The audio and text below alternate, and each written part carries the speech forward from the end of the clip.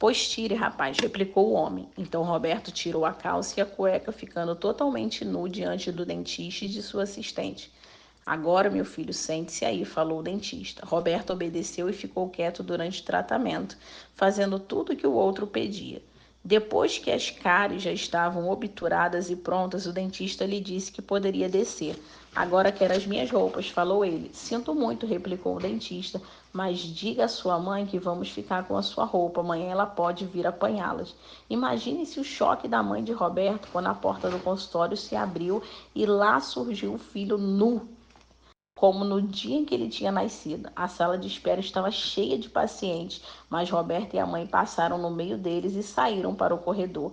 Desceram pelo elevador e seguiram para o estacionamento, ignorando as risadinhas dos passantes. No dia seguinte, a mãe do Roberto voltou ao consultório para apanhar as roupas e pediu para ter uma palavra com o dentista, mas ela não desejava protestar. O que ela disse foi o seguinte: o senhor não sabe como estou grata pelo que aconteceu ontem. Há anos que o Roberto tem feito esse tipo de chantagem comigo. Sempre que estamos num lugar público, como supermercado, por exemplo, ele começa a fazer exigências absurdas.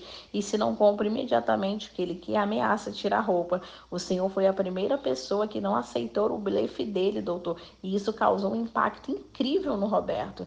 Creio que a moral da história é: ser servo às vezes não é muito agradável, mas sempre que fazemos ou dissemos o que é certo, mesmo que seja uma palavra indesejável, no fim o resultado será bom, ou melhor, como nos diz Salomão, Provérbios 16:7, sendo o caminho dos homens agradável ao Senhor, este reconcilia com eles os seus inimigos. Geazi precisava ter visto esse verso e reivindicar essa promessa na hora em que Naamã teve seu acesso de raiva. E você sabe o que aconteceu depois com Naamã? Acabou fazendo o que lhe havia dito e recebeu o milagre que lhe fora prometido. Então desceu e mergulhou no Jordão 7 vezes, consoando a palavra do homem de Deus, e a sua carne se tornou como a carne de uma criança, e ele ficou limpo. Maravilhoso! Diferentemente de muitos a quem ajudamos, aquele homem voltou para agradecer a Eliseu e Geazi. Ficou tão maravilhado que ofereceu uma boa recompensa em gratidão, mas Eliseu recusou qualquer agradecimento material. Vamos ler, 2 Reis 5, 15, 19. Voltou ao homem de Deus, ele e toda a sua comitiva. Veio, pois-se ante dele e disse: Eis que agora reconheço que em toda a terra não há Deus senão em Israel. Agora, pois, te peço, aceites um presente do teu servo. Porém, ele disse: Tão certo como vive o Senhor, em cuja presença estou, não o aceitarei. Instou com ele para que o aceitasse, mas ele recusou. Disse Naamã: Se não queres, peço-te que ao teu servo seja dado levar uma carga na terra e depois mulos, porque nunca mais oferecerá este teu servo holocausto nem sacrifícios ao outro Deus, senão ao Senhor. Nisso perdoe o Senhor a teu servo, quando o meu senhor entra na casa de Rimom para lhe adorar, e ele se encosta à minha mão, e eu também me tenha de encurvar na casa de Rimom, quando assim me prostrar na casa de Rimom, nisto perdoe o Senhor o teu servo. Eliseu disse: vai-te em paz.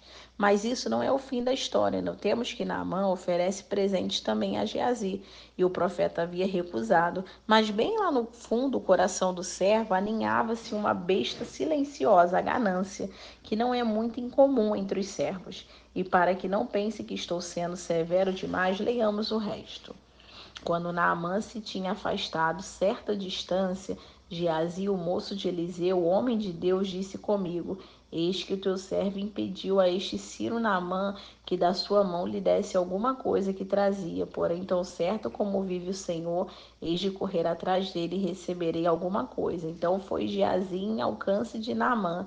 Naamã, vendo que corria atrás dele, saltou de carro a encontrar-se e perguntou: Vai tudo bem? Ele respondeu: Tudo bem, meu senhor.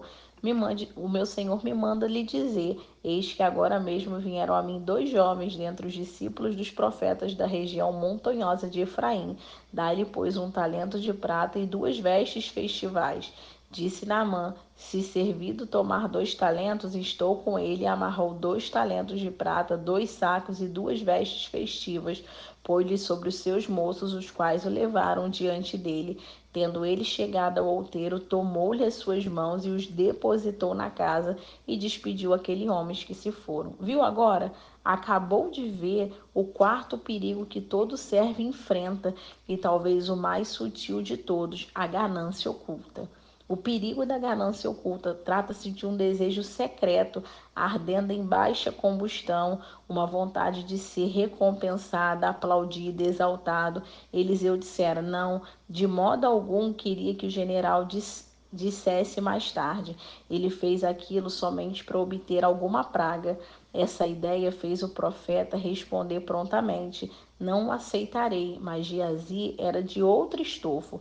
Talvez estivesse cansado de estar sempre usando sem receber reconhecimento, ou talvez estivesse farto de viver com pouco dinheiro. Fosse qual fosse o motivo, certo é que tinha ideias próprias sobre o assunto, pois menosprezou a decisão de Eliseu e foi atrás de Naamã, inventando uma história, e depois tentou cobrir seu erro quando teve que comparecer diante do seu senhor. Vejamos então esse fim que foi trágico, nos versículos 25 a 27. Ele, porém, entrou e pôs-se diante do Senhor. Perguntou-lhe Eliseu: de onde vens, Geazi? Respondeu ele: teu servo não foi a parte alguma. Porém ele disse: porventura não fui contigo em espírito quando aquele homem voltou do seu carro a encontrar-te?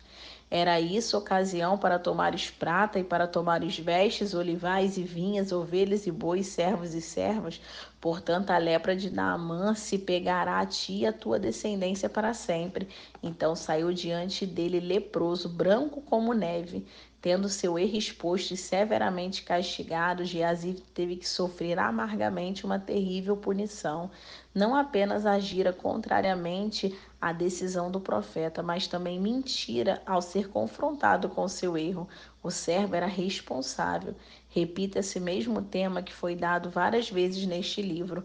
A questão da responsabilização é essencial para que qualquer servo continue sendo aquela argila pura e maleável nas mãos do mestre. Quisera Deus que Jim Jones tivesse aplicado essa verdade em sua vida antes de iniciar sua vertiginosa descida em espiral, levando consigo centenas de vidas. Jim Jones é completamente diferente do homem que tinha em mente quando escreveu seu poema. Se essa poesia constitui um desafio imortal a cada um de nós que deseja servir aos outros. Se és capaz de manter a tua calma quando todo mundo ao redor de ti já perdeu e te culpa, de crer em ti quando estão todos duvidando e para este, no entanto, achar uma desculpa, se é capaz de esperar sem te desesperares ou enganando não mentir ao mentiroso ou sendo odiado sempre ao ódio te esquivares, e não parecer bom demais nem pretensioso, se é capaz de pensar sem que a isso só te atires, de sonhar sem fazer dos sonhos teus senhores, se encontrar a derrota e o triunfo, conseguires tratar da mesma forma a esses dois impostores, se é capaz de entrar a plebe, não te corromperes e entre reis não perder a simplicidade, e de amigos, quer bons, quer maus, te defraudes, se a todos podem ser de alguma utilidade, se és capaz de dar segundo por segundo do implacável minuto todo o esforço da corrida, tu é a terra com tudo que nela existe, e o que ainda é muito mais, és os homens, meu filho. Algumas lições que totalmente permanecem para nós. Ao analisarmos a vida de Geazi, procuramos assumir uma posição objetiva, e nela nós descobrimos 4 perigos que ele enfrentou, idêntico ao que nós também teremos que enfrentar e com o qual nós teremos que lutar. Sermos superprotetores ou possessivos com relação àqueles a quem servimos. Sentirmos usados sem receber gratidão. Sermos alvo de desrespeito e ressentimento dos outros. Termos ganância oculta e desejo de recompensa. Desses perigos que são reais e comuns, tiramos pelo menos 3 lições muito oportunas que todos devemos sempre lembrar. 1. Nenhum servo se acha completamente a salvo do nada. É uma verdade bem difícil de ser aceita. Quando estamos constantemente nos dando, servindo aos outros, nos tornando mais vulneráveis à medida que o tempo passa, Como iremos mostrar no capítulo que trata das consequências do servir, haverá momentos em que seremos totalmente esvaziados de tudo e seremos usados e não receberemos gratidão. Mas se compreendermos antecipadamente que isso irá acontecer, estaremos melhor preparados para enfrentar essa realidade quando ela surgir. Tendo uma perspectiva certa da situação, poderemos nos vigiar para não sermos derrotados por esses perigos. Recordo-me de uma afirmação feita por C.S. Lewis em um dos seus livros: amar é tornar-se vulnerável. Se amarmos, seja o que for, nosso coração certamente sofrerá aflições e mágoas profundas. Se você quiser defendê-lo e mantê-lo intacto, então não dê seu afeto a ninguém, nem mesmo a um simples animalzinho de estimação. Envolva-se cuidadosamente, cercando-se do passatempo de pequenos agrados. Evite todo e qualquer envolvimento com outros. Encerre-o bem no esquife do seu egoísmo e tranque ali dentro daquele esquife a salvo, mas imóvel, sem luz e sem ar. Ele passará por modificações. Não se quebrará, mas tornar-se-á inquebrável, impenetrável, intransferível e fora do céu. O único lugar em que se pode estar totalmente a salvo de todos os perigos do amor é o inferno. Nenhum servo está completamente a salvo de nada. Portanto, quando servimos os outros, temos que nos apoiar no Mestre com todo o seu ser. 2. A maioria dos serviços que prestamos não trará inicialmente recompensa. Nesse caso também é muito bom saber disso antes de mergulharmos de cabeça no papel de servo. Aquele que gosta de estar sempre recebendo tapinha nas costas, que precisa estar sempre recebendo agradecimentos para continuar servindo, será melhor desistir de ser servo. Na maioria das vezes ficará esquecido por trás dos bastidores, sua presença praticamente ignorada, sua recompensa não virá de fora, e sim do seu interior, não virá dos outros, mas daquela satisfação íntima que Deus faz nascer em nosso coração. Em muitos aspectos no ministério cristão, precisamos ter essa mentalidade. Após o sermão, muitos pastores ficam à porta recebendo os cumprimentos do rebanho e todos dizem palavras elogiosas sobre sua pessoa. E meu amigo Howard chama isso de glorificação do verme, uma descrição com a qual concordo inteiramente. Contudo, a verdade é que se aquele homem prega o sermão apenas pensando naqueles instantes de bajulação, e a maioria dos pastores agem assim, então ele está na profissão errada. O verdadeiro servo aceita de bom grado a verdade contida no conhecido hino: eu vos envio para trabalhar sem recompensas, para servir sem receber paga ou amor ignorado, desconhecido, para suportar insultos, sofrer desprezos e zombarias. Eu vos envio para trabalhar apenas para mim. Eu vos envio para abandonar o sonho da vossa vida, para morrer para os anseios, renegar a vontade própria, trabalhar muito e amar pessoas com que vos injuriariam. Eu vos envio para perderem a vida na minha. Como o Pai enviou a mim, eu envio a vós.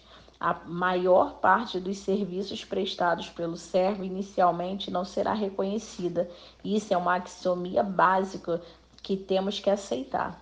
E a terceira, nossa motivação deve ser analisada com sinceridade. Aprendemos uma lição com Geazi. Antes de agir, lembremos-nos de nos indagar por quê. Por quê? Antes de aceitarmos os presentes materiais de Naamã, e haverá ocasiões em que esses presentes serão perfeitamente aceitáveis. Examinemos nosso coração para saber a razão por que aceitamos. Examine bem sua motivação, meu colega servo. Durante meu curso de seminário, formei um hábito que me foi imensamente valioso para toda a vida. Pedi à minha irmã Lucy, que é desenhista, para escrever num cartão retangular uma pergunta pequena, por sinal, e o coloquei na parede acima da mesa, onde passava grande parte do tempo. Eram apenas palavras escritas em tinta preta sobre um cartão branco com uma grande interrogação no fim. Qual é a motivação? Não tenho mais o quadrinho, mas a pergunta acha-se indelevelmente gravada em minha mente. Faço a minha mesmo todos os dias e ela tem se provado a verdade, palavra-chave que aplico regularmente a tudo que faço. Por que está planejando isso? Qual é a intenção secreta ao fazer aquilo? Por que você disse sim ou não? Qual é a sua intenção ao escrever essa carta? Por que está tão entusiasmado com essa possibilidade? O que levou você a levantar-se esse assunto? Por que mencionou o nome dele ou dela? Qual é a motivação? Charles, são perguntas penetrantes que vão fundo. Se Giazi tivesse feito isso, não teria sofrido a morte trágica que teve.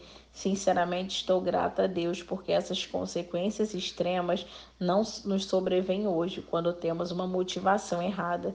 Se isso aconteceu, as igrejas estariam cheias de pessoas leprosas, e exatamente porque o caminho do verdadeiro servo é tão perigoso, precisamos cultivar uma comunhão íntima com Deus, caracterizada pela obediência. E essa questão é tão importante que resolvi dedicar a ela todo o capítulo seguinte. E assim nós finalizamos o capítulo 10.